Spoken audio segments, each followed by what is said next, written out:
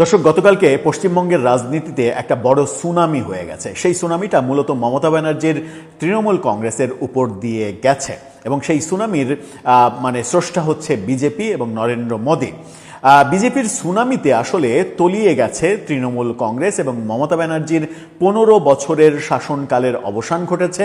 এবং আরও বড় ব্যাপার হচ্ছে, মমতা ব্যানার্জি তার নিজের আসনে হেরেছেন বিজেপি নেতা শুভেন্দু অধিকারীর কাছে।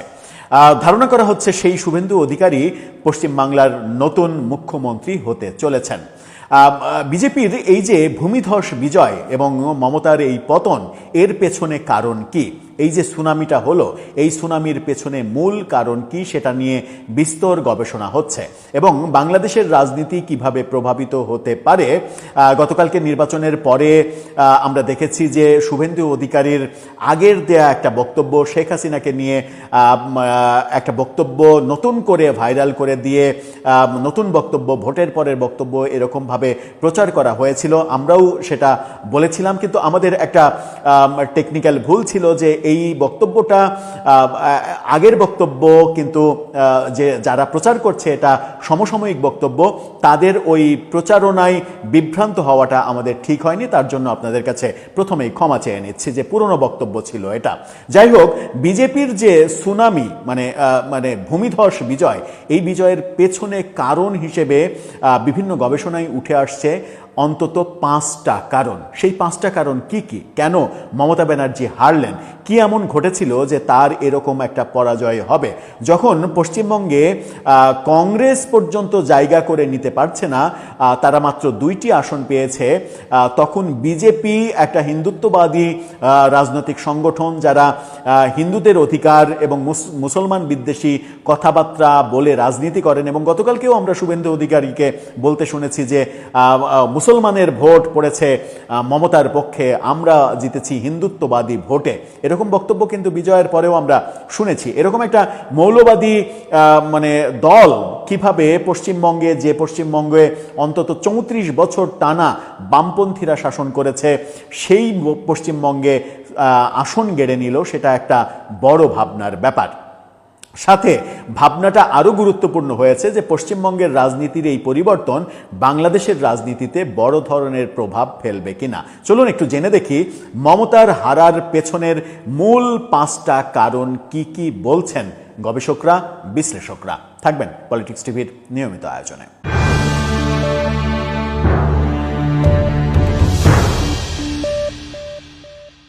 দর্শক, বলছিলাম যে মমতার ভরাডুবি, রীতিমতো মাত্র 80টা সিট পাওয়া, এটা একেবারে মহা ভরাডুবি। বিজেপি 208টা সিট পেয়েছে শেষ পর্যন্ত।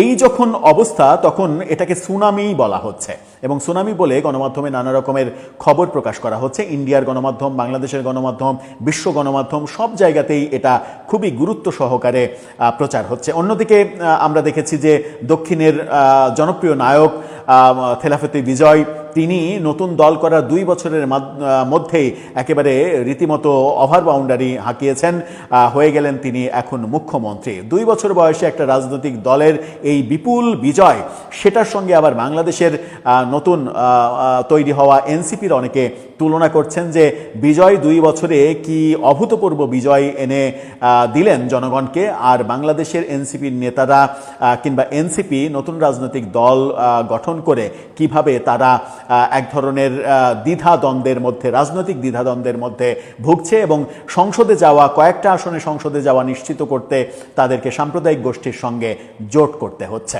গণমাধ্যমের এই শিরোনামটা দেখে নিন। বিডি নিউজ 24 বলছে, মোদি সুনামিতে ডুবল মমতার শক্ত রাজনৈতিক দুর্গ, নেপথ্যে 5 কারণ।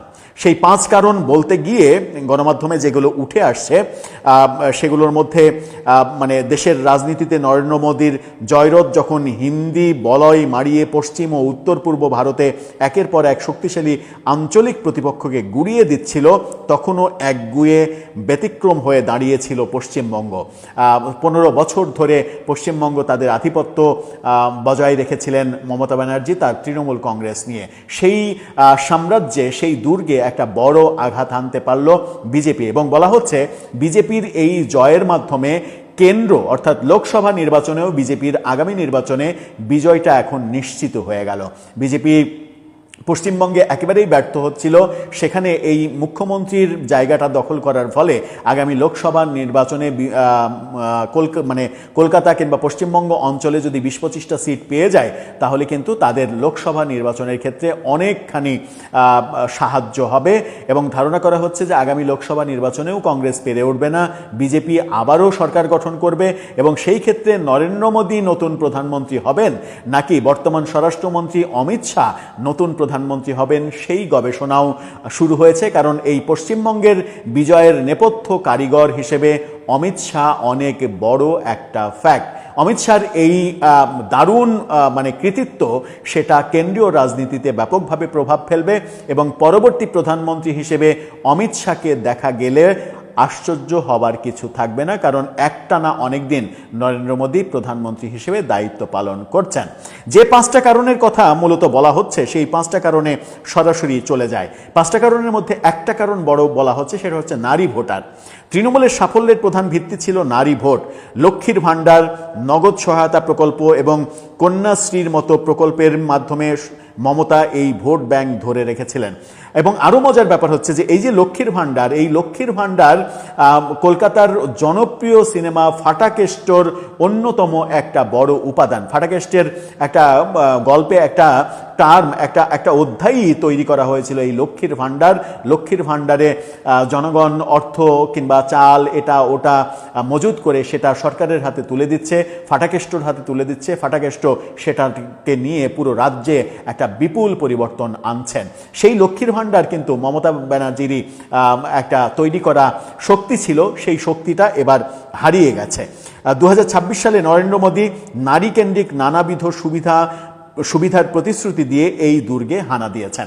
অর্থাৎ নারী ভোটারদের নিয়ে যে ক্যারিশমা দেখিয়েছিলেন মমতা ব্যানার্জি, সেই দুর্গে খুবই সফলভাবে হানা দিয়েছেন বিজেপি এবং নরেন্দ্র মোদী। মুসলিম ভোট দ্বিতীয় একটা বড় ফ্যাক্ট। মুসলিম ভোট মমতার পুরোটাই দখলে ছিল। হিন্দুত্ববাদী সংগঠন বিজেপি এই মুসলিমদের ভোট পেত না। এখানে বলা হচ্ছে পশ্চিমবঙ্গের 27% মুসলিম ভোটার ঐতিহাসিকভাবেই ক্ষমতার নির্ধারক। 2021 সালে যেখানে 35%-এর বেশি মুসলিম জনসংখ্যা রয়েছে, এমন 85টি আসনের মধ্যে 75টি জিতেছিল তৃণমূল। এবার ঠিক ব্যতিক্রম হয়েছে, মুসলিম ভোটারদের আস্থা অর্জন করতে পেরেছে বিজেপি। হিন্দুত্ববাদী সংগঠন হয়েও মুসলিমদের বেশিরভাগ ভোট বিজেপির ভোট বাক্সে গিয়েছে বলেই এই ভূমিধস বিজয় অর্জন করতে পেরেছে বিজেপি। সেখানে তৃণমূল কংগ্রেস, মমতা ব্যানার্জি পুরোপুরি হয়েছেন ব্যর্থ। এছাড়া বলা হচ্ছে যে অভিবাসী ভোটার, 3 নম্বর পয়েন্ট বলা হচ্ছে অভিবাসী ভোটার। অভিবাসীরা এবারের নির্বাচনে এক অনিশ্চিত ফ্যাক্টর হয়ে দাঁড়িয়েছিল। ভোটার তালিকা থেকে নাম বাদ যাওয়ার আতঙ্ক এবং নাগরিকত্বের প্রমাণ হিসেবে নিজেদের বৈধতা প্রমাণের জন্য হাজার হাজার শ্রমিক বাড়িতে ফিরে এসেছিলেন। বিপুল সংখ্যক এই ভোটারের অংশগ্রহণ নির্বাচনের ফলকে আরও পরিবর্তনশীল করে তুলেছে। অর্থাৎ অভিবাসী ভোটাররা বিজেপির দিকে ঝুঁকেছে, এটাও বলছে গণমাধ্যম এবং বিশ্লেষকরা বলছেন।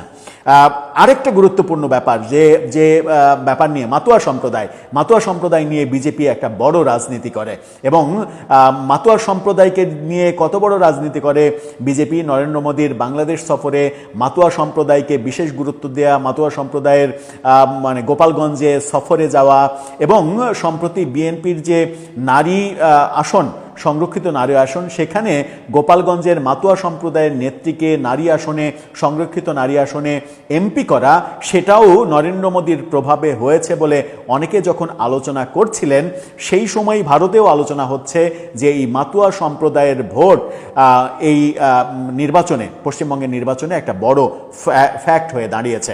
পশ্চিমবঙ্গের জনসংখ্যার 17% মাতুয়া সম্প্রদায় এবং তাকে নিয়ে নরেন্দ্র মোদী একটা বড় রাজনীতি করেছেন এবং বাংলাদেশেও যে মাতুয়া সম্প্রদায়ের ওপরে বিজেপির একটা প্রভাব রয়েছে সেটাও তিনি প্রমাণ করে এই ভোটে একটা প্রভাব বিস্তার করার চেষ্টা করেছেন। এই বিশাল ভোট ব্যাংকই বিজেপিকে রাজ্য প্রধান বিরোধী শক্তি হিসেবে গড়ে তুলেছিল। এবারও মাতুয়াদের নিরঙ্কুশ সমর্থন বিজেপির জয়ে একটা বড় ভূমিকা পালন করেছে। সাথে যুক্ত হয়েছে বিজেপির নির্বাচনী যন্ত্র। অর্থাৎ নির্বাচনী মেকানিজমে মমতা ব্যানার্জির থেকে বিজেপি অনেক বেশি এগিয়ে গেছে। সেটা কি, তৃণমূলকে টেক্কা দিতে বিজেপি এবার তাদের সাংগঠনিক যন্ত্র বা মেশিনারিকে ঢেলে সাজিয়েছিল। কেন্দ্রীয় ও রাজ্য নেতৃত্বের নিবিড় সমন্বয়, বুথ স্তরের ব্যবস্থাপনা এবং ডিজিটাল প্রচারণাকে অনন্য উচ্চতায় নিয়ে গিয়েছিল তারা। তাছাড়া মাঠ পর্যায়ে সম্পৃক্ততাকেও বিজেপির নির্বাচনে ভালো ফল করার একটা গুরুত্বপূর্ণ কারণ হিসেবে দেখা হচ্ছে। পশ্চিমবঙ্গ ঐতিহ্যগতভাবেই ক্যাডার চালিত রাজ্য, বাম থেকে তৃণমূল, যেখানে রাজনৈতিক দলগুলোর তৃণমূল স্তরে সুসংগঠিত ক্যাডার বা কর্মী বাহিনী রাজ্যের রাজনীতি ও সমাজ ব্যবস্থায় শক্তিশালী ভূমিকা পালন করে। যে জায়গায় বিজেপির একটা বড় দুর্বলতা ছিল, সেই দুর্বলতা এবার তারা কাটিয়ে উঠেছে। সব মিলিয়ে প্রায় প্রত্যেকটা একেবারে কি পয়েন্টে বিজেপি টাচ করতে পেরেছে, আঘাত করতে পেরেছে এবং মমতার দুর্গ ভাঙতে পেরেছেই বলে প্রচণ্ড হিন্দুত্ববাদী, কট্টর হিন্দুত্ববাদী সংগঠন হয়েও তারা বামপন্থী মানুষের আস্থা অর্জন করেছে, মুসলিম ভোটারদের আস্থা অর্জন করেছে, অভিবাসীদের আস্থা অর্জন করেছে, নারীদের আস্থা অর্জন করেছে। এবং এই যে সরকার পরিবর্তন, বিজেপির এই পশ্চিমবঙ্গ দখল, এই দখলটা তাদের কেন্দ্রীয় নির্বাচনে যেমন প্রভাব ফেলবে, তেমনি বাংলাদেশের রাজনীতিতে একটা বড় প্রভাব ফেলবে বলে অনুমান করা যাচ্ছে। এবং নির্বাচনের পরেই সেই রকম লক্ষণ আমরা দেখতে পাচ্ছি দুই দেশেই যে কথাবার্তা শুরু হয়েছে সেগুলোর মধ্য দিয়ে। যেটাই হোক, আমরা কোনোভাবেই চাই না ভারতের সঙ্গে কোনো নেগেটিভ সিচুয়েশন তৈরি হোক। আমাদের সম্পর্কটা সৌহার্দ্যপূর্ণ থাকুক। সেই সৌহার্দ্যপূর্ণ সম্পর্ক তৈরি করার ক্ষেত্রে বিএনপি সরকার ভূমিকা রাখুক। প্রফেসর ইউনূস যেভাবে সম্পর্কটাকে ধ্বংস করে গেছেন, সেই সম্পর্কটাকে তারা জোড়া লাগাক। এবং পশ্চিমবঙ্গের যারা অনেক বেশি ক্ষেপে আছেন বাংলাদেশের ইউনূসপন্থী কিছু রাজনৈতিক নেতাদের বক্তব্যের মাধ্যমে, সেই ক্ষেপে থাকার ব্যাপারে তাদেরকে একটু নরমাল করা, তাদেরকে আশ্বস্ত করা এবং বাংলাদেশ ভারতের সঙ্গে যুদ্ধ চায় না, শান্তি চাই, বন্ধুত্ব চাই, এই তত্ত্ব তাদেরকে বোঝানো। সব মিলিয়ে এখন সরকারের কর্ম বাকিটা করা। অপেক্ষার পালা আমাদের। দর্শক, আপনার মতামত এ ব্যাপারে জানিয়ে লিখতে পারেন আমাদের কমেন্ট বক্সে।